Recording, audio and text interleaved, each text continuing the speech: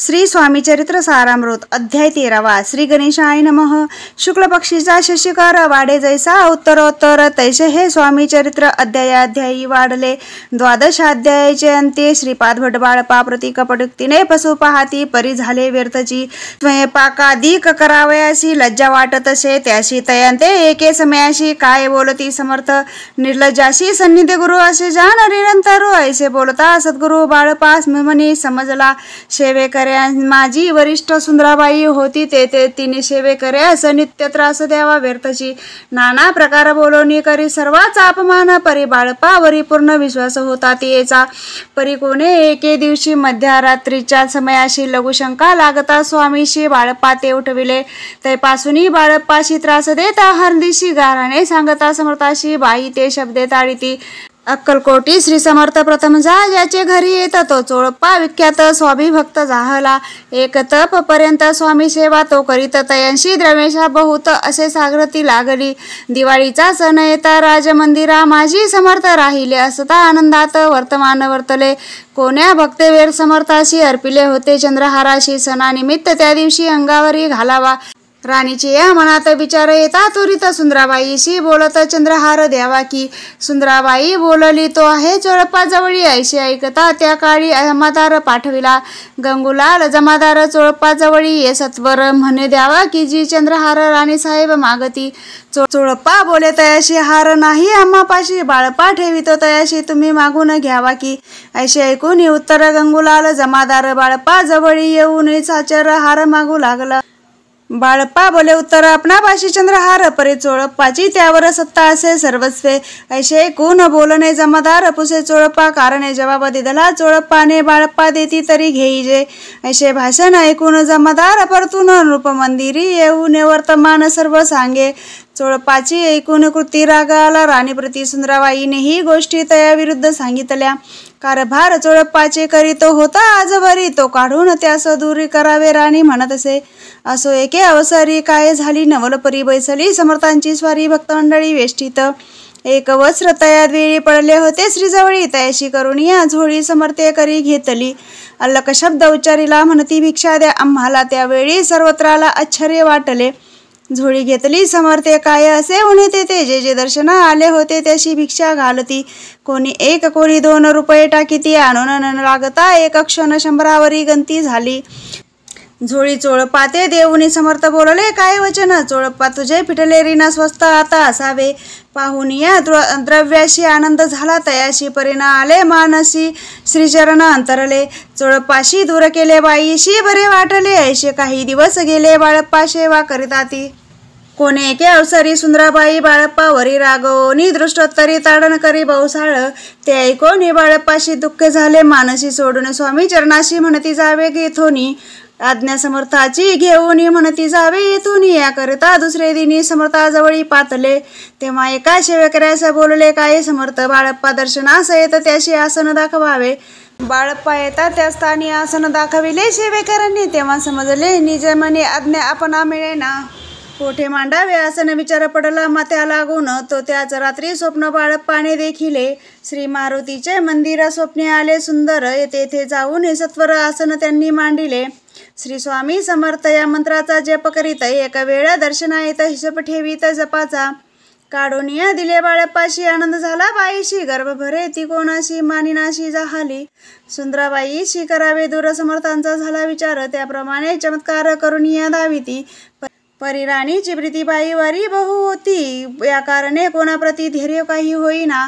अक्कलकोटी त्या अवसरी माधवराव बर्वे कारभारी तयाशी हुकम झाला सत्वरी बाईशी दूर करावे। परी राणी सभिऊनी तैसे न केले तयांनी समर्थ दर्शनासी एके दिनी कारभारी पातले। तयाशी बोलती समर्थ कैसा करिता कारभार ऐसे ऐकून या उत्तर बर्वे मनी समजले। मग त्यांनी त्याच दिवशी पाठविले फौजदाराशी कैद करून या बाईशी आणावी म्हणती सत्वर। फौजदाराशी समर्थ काही एक न बोलत कारकिर्दीचा अंत ऐसा झाला बाईच्या। स्वामीची या सेवेकरता सरकारातून तत्वता पंच नेमून व्यवस्था केली असे नृपराये। मग सेवा करावयाशी घेऊन गेले बाळप्पाशी म्हणती देऊ तुम्हाशी पगार सरकारातून।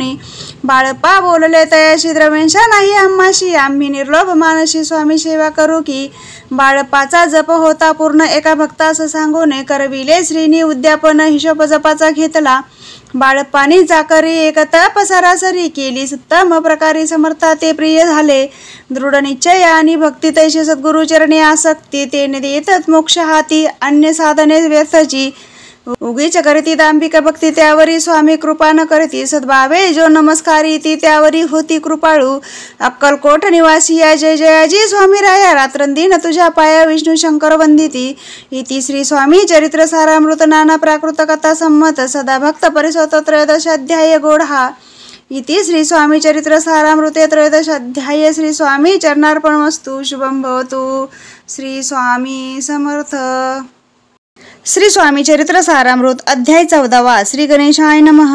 जय जयाजी करुणाघना जय जयाजी अगशमना जय जयाजी परम पावना दीनबंधो जगद्गुरु प्राप्त काळी उठवून यादी करावे नामस्मरण अंतरे घ्यावे स्वामी चरण सिद्ध मन करोनी प्राप्त करणे आटपोनी मग बैसावे आसनी भक्ती धरोनी स्वामी चरणी पूजन करावे विधियुक्त एकाग्र करोनी मन घालावे शुद्ध दकस्नान सुगंध चंदन लावून सुवासिक कुसुमे अर्पावी धूपदीप नैवेद्य फल तांबूत दक्षिणा शुद्ध अर्पावे नाना खाद्य नैवेद्य कारणे स्वामींच्या षोडोपचारे पूजन करावे सद्भावे करून धूपदीपारती अर्पून नमस्कार करावा मग करावी प्रार्थना जय जयाजी अघारणा परात्परा कैवल्य सदना ब्रह्मानंदायती वर्या जय जयजी पुराण पुरुषा लोकपाला सर्वेशा अनंत ब्रह्मांड दिशा वेदवंद्या जगद्गुरु सुखधाम निवासिया सर्वसाक्षी करुणालया भक्तजन तारावया अनंत रूपे नटलाशी तू अग्नी तू पवन तू आकाश तू जीवन तुची वसुंधरा पूर्णचंद्र सूर्य तू चपये तू विष्णू आणि शंकर तू विधाता आणि इंद्रादी कपालादी समग्र तूच रूपे नटलासी करता आणि करविता तूच हवी आणि होता दाता आणि देवविता तूच समर्था निश्चये जंगम आणि स्थिर तुझ व्यापिले समग्र तुझ लागी आदी मध्याग्र कोठे नसे पाहता असून या निर्गुण रूपे नटलाशी सगुण ज्ञाता आणि ज्ञान तूच एक विश्वेशा वेदांच्याही तर्कजा करे शास्त्र तेही नाव रे विष्णू शंकर एकसरे कुंठित झाले सर्वही मी केवळ अल्पमती करू केवी आपल्या स्तुती सहस्रमुखही निश्चिती शिनला ख्याती वर्णिता दृढ ठेविला चरणी माता रक्षावे मजशी समर्था कृपा कटाक्षे दीननाथा दासाकडे पहावे आता इतुकी प्रार्थना आणावी जी आपुल्या मना खूप कृपा समुद्री या मीना आश्चर्य देईजे सदैव पाप ताप आणि दैन्य सर्व जाव निरसून इहलोकी सौख्य देऊन परलोक साधन करवावे दुस्तर हा भवसागर याचे पावावया पहिलं तीर त्वत्रामत तरणी साचार प्राप्त हो मजला ते आशा मनीषा तृष्णा कल्पना आणि वासना भ्रांती भुलीत नाना न बाधोत तुझ्या कृपे किती वर्णू आपले गुण द्यावे मज सुख साधन ज्ञान तिमीर निरसोन ज्ञानार्क हृदयी प्रगटोपय शांती मनी सदा वस वृद्धाभिमान नसो सदा समाधान वस तुझ्या कृपेने अंतरी भवदुःखे हे निरसो तुझ्या भजनी चित्त वसो वृद्धा विषयाची नसो वासना या मनाते सदा साधू समागम तुझे भजन उत्तम तेने हो हा सुगम दुर्गम तो भव पंथ व्यवहारी वर्तता न पडो भ्रांती चित्ता अग्नी न यावी सत्यता सत्य विजयी सर्वदा आप्तवर्गाचे पोषण न्याय मार्गावलंबन इतके द्यावे वरदान कृपा करोनी समर्था असोनिया संसारात प्राचीन तव नामावृत प्रपंच आणि परमार्थ तेने सुगम मज लागी ऐशी प्रार्थना करता आनंद होय समर्था संतोषोनी तत्वता वर प्रसाद देतील गुरुवारी उपोषण विधियुक्त करावे स्वामी पूजन प्रदोष समय होता जाणून उपोषण सोडावे श्री स्वामी समर्थ ऐसा षडाक्षरी मंत्र प्रीतीने जपावा अहोरात्र तेने सर्वार्थ पाविजे प्रसंगी मानस पूजा करिता तेही प्रिय होय समर्था स्वामी चरित्र वाचिता ऐकता सकल दोष जातील कैशी करावी स्वामी भक्ती हे नेनेमी मंदमती परी असता शुद्ध चित्ती त्याची भक्ती श्रेष्ठ पै आम्ही आहो स्वामी भक्त मिरवू नये लोकांत जयाशी भक्तीचा दंभ व्यर्थ निष्फळ भक्ती तयाशी इति श्री स्वामी चरित्र सारामृत नाना प्राकृत कथा संमत सदा परिसोत भाविक भक्त चतुर्दश अध्याय गोढा श्रीरस्तु शुभं भवतु श्री स्वामी समर्थ। श्री स्वामी चरित्र सारामृत अध्याय 15 श्री गणेशाय नमः। अंतरी स्वामी भक्ती जडताचारी पुरुषार्थ येथे हाता पापताप दैन्य वार्ता तेथे काही न उरेची सर्व कामना पुरवून अंती दाविती प्रभुवन जे नर करीती नामस्मरण ते मुक्त याच देही।